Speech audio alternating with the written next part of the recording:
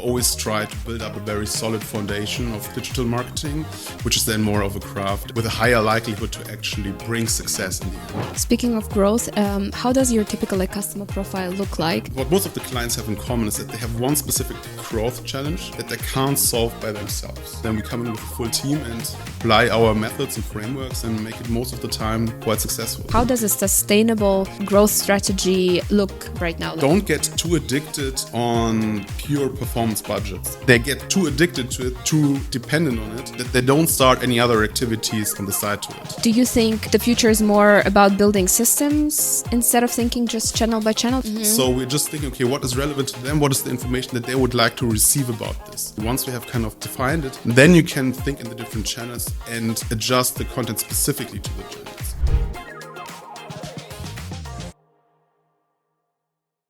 Today I'm having a conversation with someone who has seen marketing from, I think, so many angles, both internally and externally.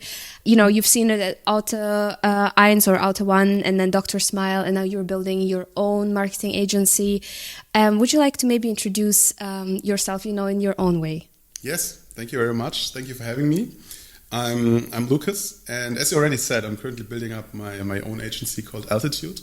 I founded Altitude 2020, beginning of the Corona pandemic, unfortunately. But before that, I was also working at various other digital companies, like companies that you have already mentioned are like Auto 1. Before that, I was at Rocket Internet. After that, I was at a company like Bloomy days, and after that, Dr. Smile. And I held various different chief marketing officer roles or marketing director roles. And yeah, I gained a lot of very interesting insights that I then thought, okay, let me apply these insights also to other companies that I can help. And then I founded Altitude. And I think what's really special about it is that me personally, I have no experience at all when it comes to agencies. The people that are also brought together then at that time and still bring back together are all people coming from the startup and scale-up industry. Like no typical agency setup in so sense. And yeah, I think that makes us very interesting. It makes it very unique. And we have a very entrepreneurial mindset whenever it comes to helping companies grow. I can imagine that, when you come up with your own blueprint, usually it means that you've been through so many repetitive processes in the past. You've seen so many patterns, to then come up with this sort of framework or system that is applicable to almost any scalable company. The question is what were those kind of frustrations that you kept on seeing again and again that you think, you're helping to solve now, which you help other companies solve? So basically, I think one of the main things that I always was wondering a lot about is that a lot of founders, a lot of entrepreneurs were always for hunting this magic bullet, this golden nugget, and believed, because they all read the stories about Airbnb, how they did marketing and whatever. But I see marketing, especially digital marketing, more as a craft. So really crafting growth, making it a bit more, as you also said, repeatable and also a bit more scalable, and not just hunting for one thing. So I think that was something that I was always, when I talk to founders, I always had to kind of give them the reality check. Of course, there are some golden nuggets out there. And I'm not saying that I'm not trying to find them, but in the end, it's always a matter of how do you focus your powers and resources. And I always tried, before hunting for these golden nuggets, I always try to build up a very solid foundation of digital marketing, which is then more of a craft, and then, of course, also a bit more with a higher likelihood to actually bring success in the end. I imagine your framework to be a combination of several aspects, creative, marketing in its traditional understanding, but also tech. Maybe you can tell us more about, how it looks like exactly. And is my perception or understanding correct, you think? When it comes now, for example, to Altitude, if a company comes to us and wants to grow and has some growth challenges right in front of them, what we try to do is we try to solve it with the application of 4 different disciplines. The first underlying discipline is always a strategic discipline. So it really before somebody comes in, we not just directly jump into one specific measurement, but we rather think about, okay, in order to reach that goal, what are the hypotheses and how can we actually test these? And this is the so-called underlying CMO strategy that we always implement in the very beginning. And then I believe all the different activities and measurements that you do in digital marketing, I try to not see them separated strictly from each other. So for example, when we're doing paid social or so, we're not just doing the media buying, or when we're doing, for example, influencer, we're not just doing the selection of the influencers, but it's more like we're seeing the funnel from beginning to end. And this is also what we say we bring in other disciplines like performance, creative, and tech, actually the other ones, because I believe you have to have full funnel control in order to also be then being held responsible for the overall success. So, and I think that's something that is very important to us, but it also makes it, again, much faster, much more agile if we come in, because if you just get like responsibility for like one small part of it, you can of course tweak it, you can tune it, etc., and optimize it. But if you really just say, here's your end-to-end responsibility for this specific part of the business, please make it grow. And if you then bring in a team which already knows each other quite well, which have the processes already in place, then it's quite high likelihood of us being able to A, deliver this growth that the client wants, and B, also we can deliver it fast. And that's something also most of the clients actually want. Speaking of growth, how does your typical customer profile look like? In other words, what kind of customers do you even take on board? Mm-hmm. And the other thing is how do you know if a particular customer's growth engine is going to work or not? To the first question, I think in the beginning when we started out, of course, we had a lot of startup and scale-up clients. And this was mainly due to the fact that we come out of the startup and scale-up industry. And then over time, over the last couple of years, we developed into also catering more and more mid-sized German Mittelstand companies as well as corporate companies. So really companies with, for example, our biggest client has 20 billion in revenue and upwards per year. And what we do mainly for them is that, again, most of the clients have in common is that they have one specific growth challenge that they can't solve by themselves. And for maybe startups and scale-ups, it's the growth of the overall company. For the bigger corporates, it's maybe the growth of one specific part of the business. Mm-hmm. So for example, if a company comes to us and says, let's say, for example, in this specific product that we have, we're not reaching the growth traction in Germany as we wish to have. They have probably the resources, they have the power, but they just don't reach it. And what they then say, they just give us the full responsibility to make this specific area grow. And then we come in with a full team and, as said already, apply our methods and frameworks and make it most of the time quite successful. How many customers do you have at the moment? I think we have not more than 10 right now. So for us, it's also really important to don't have too many, because we as an agency, we don't see ourselves as an agency which always delivered the same product, etc., etc. Of course, we have some processes which always repeat themselves, but for us, it's more kind of individual catering to the different to the different challenges the client have. It's more from an agency side than to find out how you can actually make money with it, because if you're kind of more as a boutique, it makes it more difficult. But it's then also more positioning in the premium sector. And not only that, but also you do this sort of C-level perspective marketing, exactly. Right? Which is also cannot be done on a lane. Sort of, it has to be custom. And it has to take time. So totally understand. Let's maybe talk a little bit about, trends. Mm-hmm. If you look at how people make decisions today, compared, to even 3 years ago, what do you think has, changed the most? I think what has changed the most is that they always ask also ChatGPT what ChatGPT thinks. I think that's something which is really, really interesting, because not only C-levels, but also operational workers, etc. Everyone is in always communication with ChatGPT.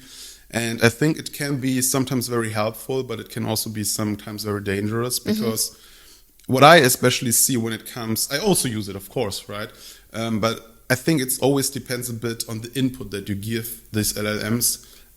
and then you can see how much they can actually help you. It's not just, if you just give like open-ended questions, most of the time the answers are also quite open-ended and quite generic, but the more information, the more input you give, the better results you receive, of course. And that's something I think which is very interesting.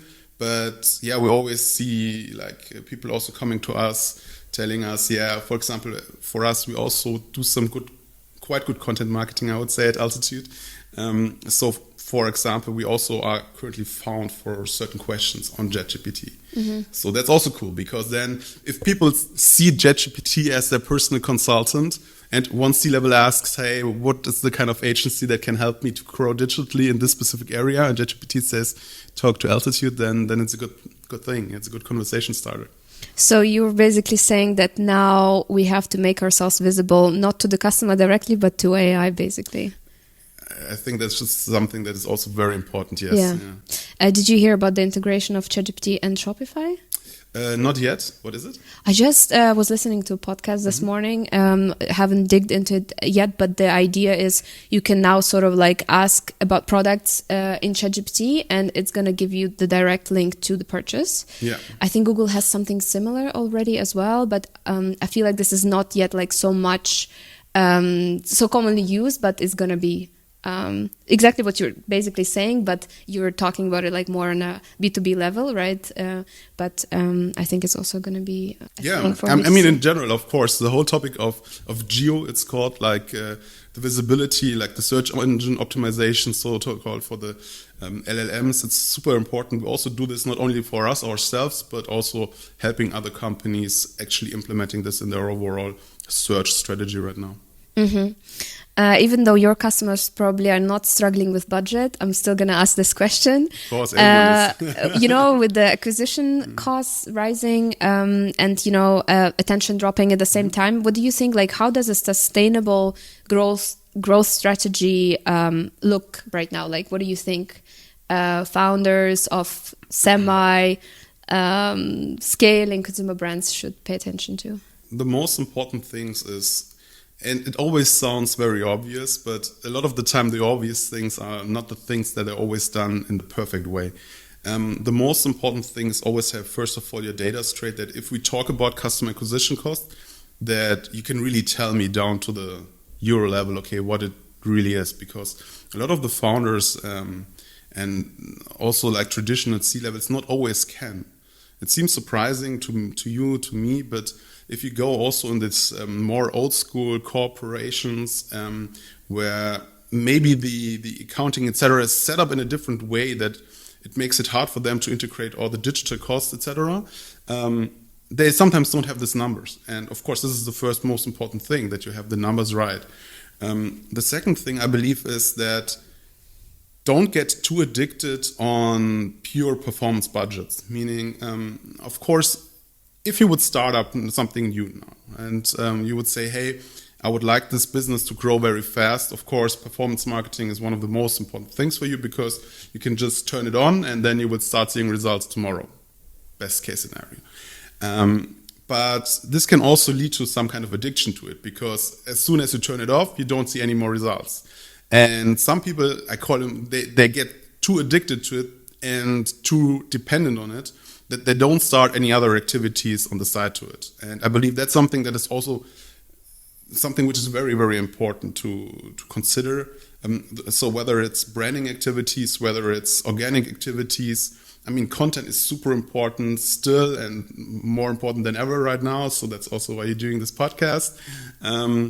And doing this while you can also afford it is something which is very important, because especially when you also said, for example, at startups or maybe also companies who are maybe funded with venture capital, etc., it's always easier to start these activities which have more an indirect effect to customer acquisition when you're in a good position. Yeah, it's always tough to start them when you're already the numbers are dropping, because then it's most of the time the investors say, okay, we need some turnaround, and this is also then most of the time directly only being done with performance. But so whenever you can afford it, start also these other activities, start this organic, start building up your brand and the content so as early as you can. you know, a lot of teams, I think, still think in sort of channels, you know, Meta, Google, TikTok. And then do you think the future is more about building systems instead of thinking just channel by channel? Because I feel this is what you're saying. Yes, systems, or in general also building around or let's put it in another way. How we do it is we rather think in target groups and look at the target groups and think about what is the content that is really relevant to them. So let's assume we are going to sell something like these beautiful, nicely designed cups here. And the target group are, I don't know, very young men because they're very stylish and blue, and who are currently setting up their first flat. So they're around 18 to 25 maybe. So the target group, young men, 18 to 25, maybe just studying. I think you're overestimating Gen Z right now. But let's just assume. And then we are thinking about, okay, what is the content that might be relevant to them? And we are thinking first, I believe, not really channel specific. So we're just thinking, okay, what is relevant to them? What is the information that they would like to receive about this?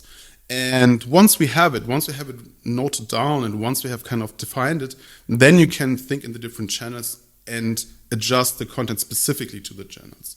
So for example, maybe the people are specifically interested in the color mix, why this is now this perfectly blue. It's, I don't know, greenish, bluish, and then the material, etc. And for Google Ads, it might be just the bullet point list, while for YouTube ads, it might be the factory visit where we just show this.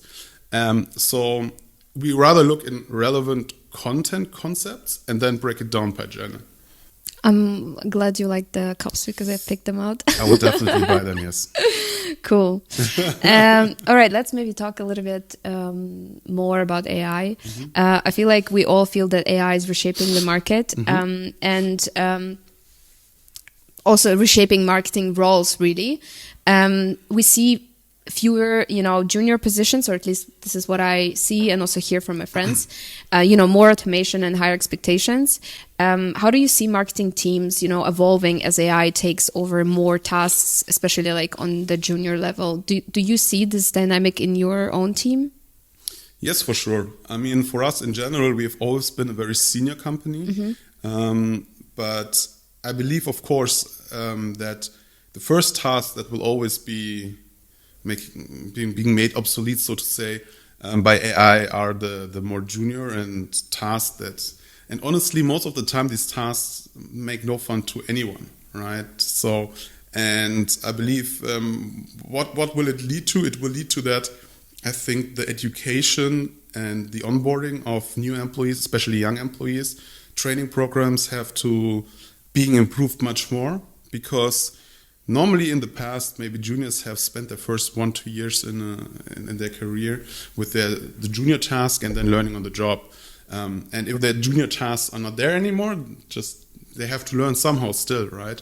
And I believe you need to have better programs for juniors to also being able to very fast already take over more mid-level jobs, for example, right now. But I believe it's possible, and I think it's great. And for us in general, AI plays an important role into making work more efficient, but also especially from the creative side of things, when it comes to developing new concepts. We are experimenting with actually delivering like full AI content. We are not fully there yet, but where it really helps us right now is, for example, by drafting certain moods, by drafting certain pitch documents, etc., for clients, or just showcasing how an idea could develop into some visual identity in the end. So this is something where it really helps and speed up the process a lot. And if you were in the very beginning of your marketing career, what would you do if you were a junior? In general, it always, I think, depends on what your personal preferences are. I think most important thing, not just for juniors, but for everyone, is that if you have certain interests, especially in digital marketing, try to also educate yourself about it, like also next to the job. Find something you're really passionate about and just explore it. Yeah, do some marketing for your friends project, etc. pp. Even if it's just a small little pop-up bakery shop from your best friend just around the corner in the neighborhood. But just explore it and yeah, just play around with it. I think that's something that is what I'm always looking for, especially in young people, that they have some genuine interest in something. And other than that, when starting a new job, I think what's really important is to find a company where you have enough possibility, or let's put it like this, find a company where you can take on responsibility very early in your career. So it not always correlates, but in general, I would say go rather to smaller companies than to bigger companies, where you have a lot of exposure to different projects, to maybe management, etc. And yeah, then go from there. I think if you're doing a great job, it's a very good time for young people to start, because we are in urgent need of very professional and passionate people in marketing. And yeah, there's always a need. Just if you want to apply, we also have some open positions. Thank you for sharing the wisdom. I'm sure it's needed by many. And what about creators? Do you think creator-led content is becoming a core engine now for brands? And, or is it still more like a supporting piece? No, I believe creator/influencer marketing in general, I think it's still one of the most undervalued marketing channels overall. Because for me, for example, when I started doing influencer marketing 10 years ago already, with Bloomy days back then. And it hasn't really changed when it comes to how brands/agencies really address it. Because even back then, like influencer marketing, creator-based marketing was really about, it's more like the branding, the awareness thing. It's funny, it looks nice, but it was never really like the performance-based, performance-driven campaigns that you can build around influencers. But I see it completely differently. I think you definitely can do it. And if you do data-based, like creator marketing or influencer marketing, you can also make influencer marketing towards performance channels. That's what we do at Altitude. But I don't see so many agencies actually offering this still. And it's really shocking. It's good for us, right? But I believe there's still a lot of potential in the market. And creators, of course, the numbers are rising. So you're saying it's one of your USPs that you are in particular focusing on creators? Yes, definitely. Any secrets? Any secret sauces? Yeah, for sure. I can tell you when the mic's off. No, of course. I mean, as I already said, it's a lot about the basics. You have to be very data-driven when it comes to influencer selection, for example. And what I always see is that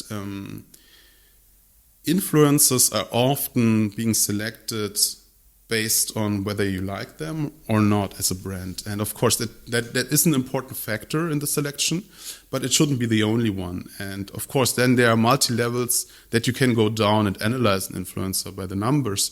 And very often agencies or brands, they stop at the very first or second level. So how many followers do they have, or how many people are looking their stories?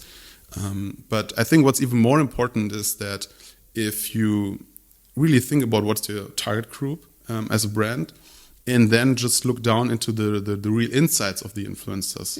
So if they have maybe 100,000 followers, but how many of them are really in your target group, and how many of them are you really reaching then with the stories that you're maybe booking?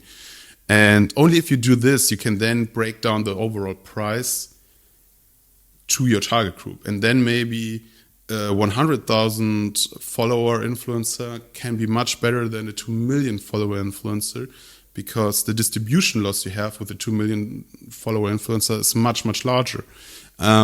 And it really, really depends, but you have to really look into the numbers.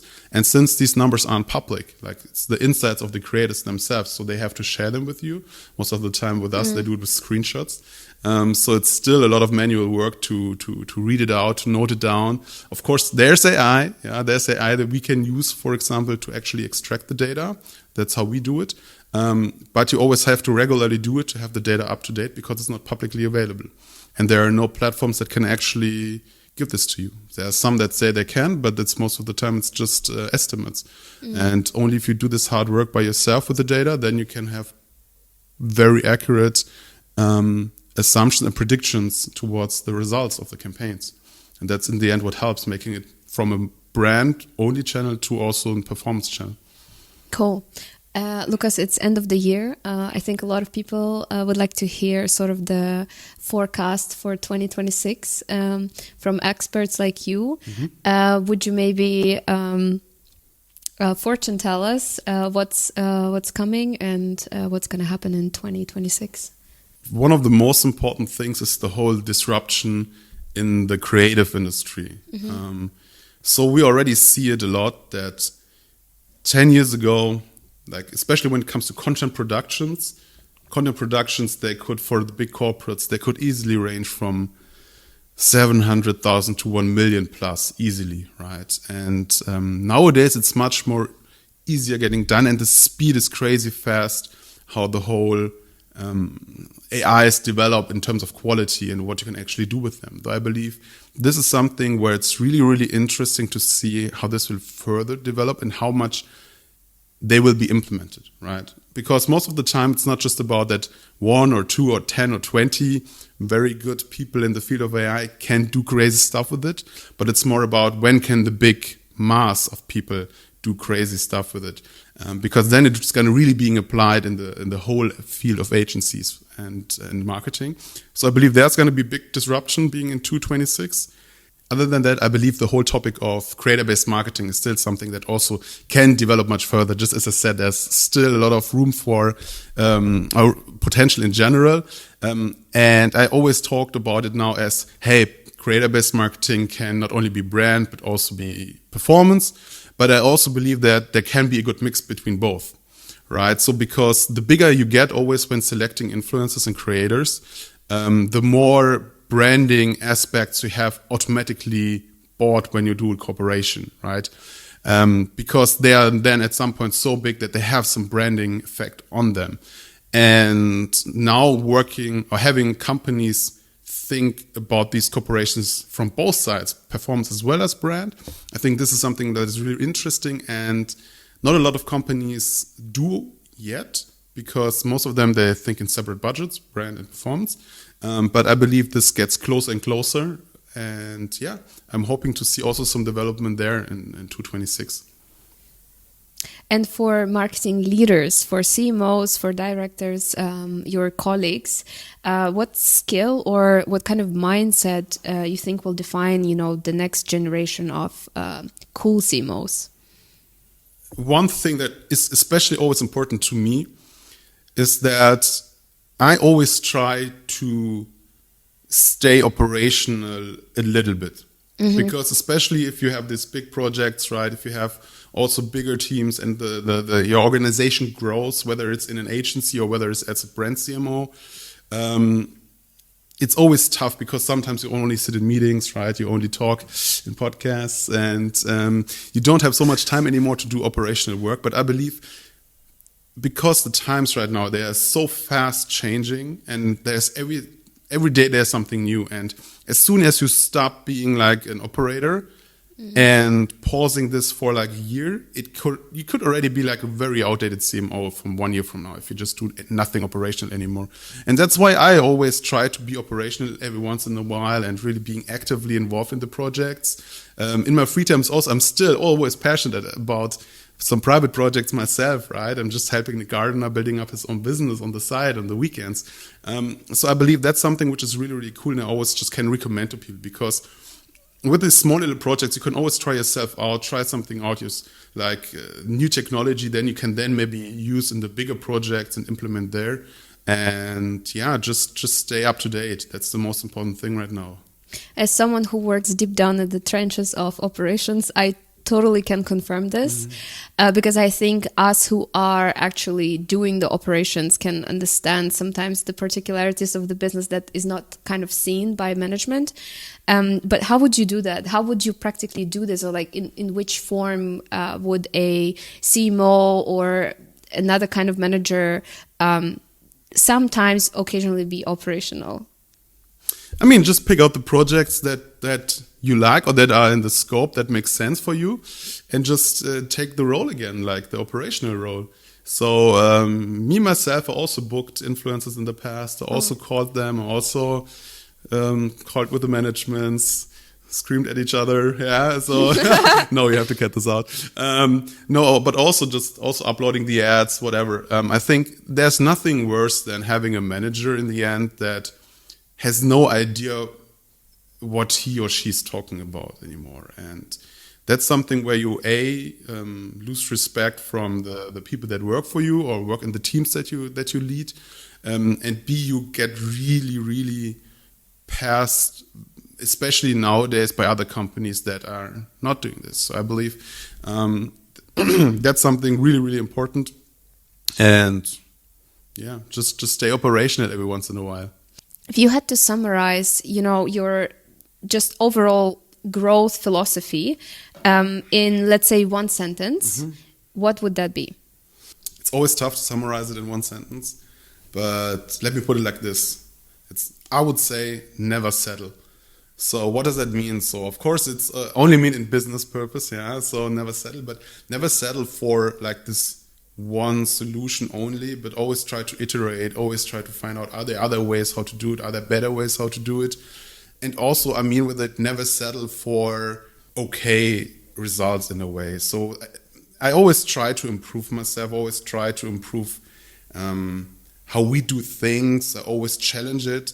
And I think that's something that you should never stop doing. And let's be honest, of course, sometimes if you achieve something great, you should look back and reflect and also hold still for a moment and say, hey, that's something amazing. But then I think always try to get back into a mode where you say, okay, but I'm not settling just for this only. Let me try to reach the next level. And that's what I mean with it.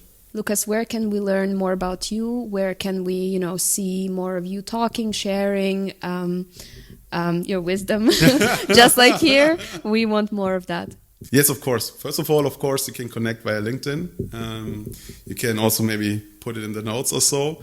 And other than that, you can also find me on Instagram. It's the Lucas Bast. And I'm always posting some funny stuff around there. But also, I believe one important project that I haven't mentioned today is I just founded my own winery as well.